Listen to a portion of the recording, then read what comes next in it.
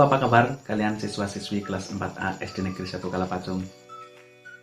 Ya, karena kita belum bisa belajar secara tatap muka, maka Pak Guru sengaja membuat video ini agar kalian semua bisa tetap belajar dari rumah. Nah, di video kali ini, Pak Guru akan membahas materi mengenai energi bunyi. Apa itu energi bunyi? Energi bunyi adalah energi yang dihasilkan oleh getaran atau partikel-partikel udara di sekitar sumber bunyi. Nah, jadi ketika ada alat atau benda di mana di sekitarnya ada udara yang bergetar, itu akan menghasilkan bunyi. Lalu apa yang disebut sumber bunyi? Sumber bunyi itu adalah semua benda atau alat yang dapat menghasilkan bunyi. Nah, contoh dari sumber bunyi itu ada banyak sekali. Bahkan tubuh kita ini bisa menjadi sumber bunyi. Ketika kita berbicara, ketika kita petik jari, ketika kita tepuk tangan, itu semuanya menghasilkan bunyi. Nah, contoh lain dari sumber bunyi adalah alat musik. Alat musik ini dapat menghasilkan bunyi ketika kita memainkannya. Ada berbagai macam cara memainkan alat musik. Itu ada yang dipetik seperti gitar, ada yang dipukul seperti gendang, ada yang ditiup seperti trompet atau seruling, ada pula yang digesek seperti biola. Bahkan ada yang digoyang seperti angklung. Nah, perlu kalian ketahui bahwa beberapa alat musik itu memiliki yang namanya resonator. Apa itu resonator? Resonator itu adalah ruang udara yang berfungsi untuk memperkuat bunyi. Nah, contoh alat musik yang memiliki resonator adalah gitar dan biola. Nah, resonator itu berbeda dengan resonansi. Kalau resonator itu adalah ruang udara yang berfungsi untuk memperkuat bunyi, kalau resonansi adalah peristiwa ikut bergetarnya suatu benda karena getaran benda lain. Selanjutnya, yang akan saya bahas dalam video ini adalah mengenai sifat-sifat bunyi. Sifat-sifat bunyi yang pertama adalah bunyi dapat merambat melalui zat padat, zat cair, dan zat gas.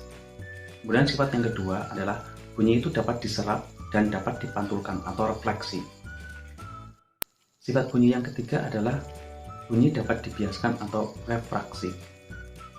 Contohnya adalah ketika bunyi petir pada malam hari itu terdengar lebih keras dibandingkan pada siang hari. Ini karena suhu udara atas pada siang hari itu lebih dingin daripada suhu udara bawah. Yang keempat adalah bunyi termasuk gelombang longitudinal. Itu gelombang yang arah rambatannya itu sejajar atau sama dengan arah getarannya. Dan yang kelima adalah bunyi dapat mengalami pelenturan atau difraksi. Nah, itulah sifat-sifat bunyi.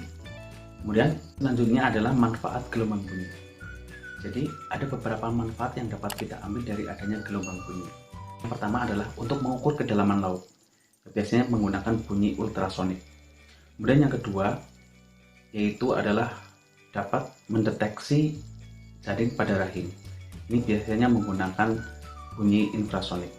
Kemudian yang ketiga, kita dapat memanfaatkan gelombang bunyi ini untuk mengetahui keretakan sebuah logam.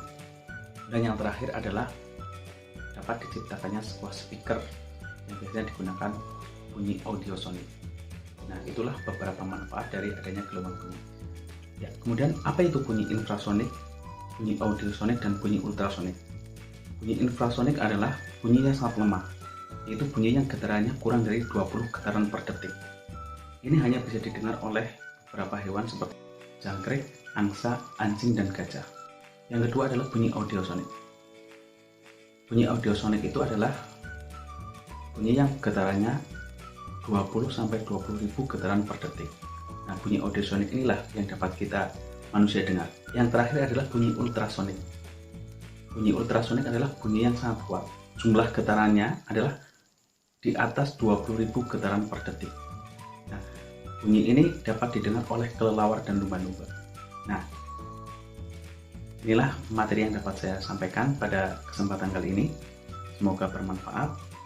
Tetap belajar dari rumah, jaga kesehatan, dan semangat terus untuk belajar.